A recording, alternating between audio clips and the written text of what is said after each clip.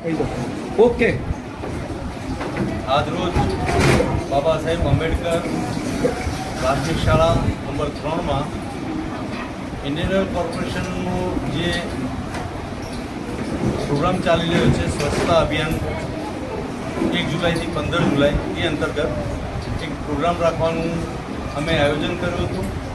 એમાં શાળાના બાળકો, શાળાના શિક્ષકો, આચાર્યશ્રી બધાએ બહુ સારી રીતે સહયોગ આપ્યો અને આ પ્રોગ્રામને બહુ સારી રીતે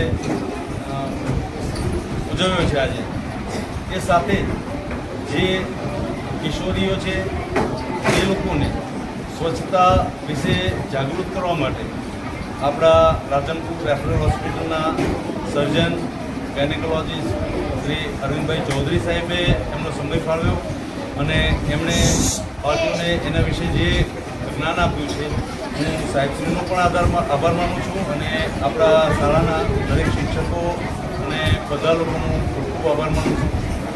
સાથે હું આપણા મીડિયા મિત્રો જે અહીંયા હાજર રહ્યા છે એ લોકોનો પણ આભાર માનું છું અને એમને હું એક વિનમ્ર અપીલ કરીશ કે સ્વચ્છતાનો સંદેશ જેટલે દૂર સુધી થાય તેટલે સુધી ફેલાવો.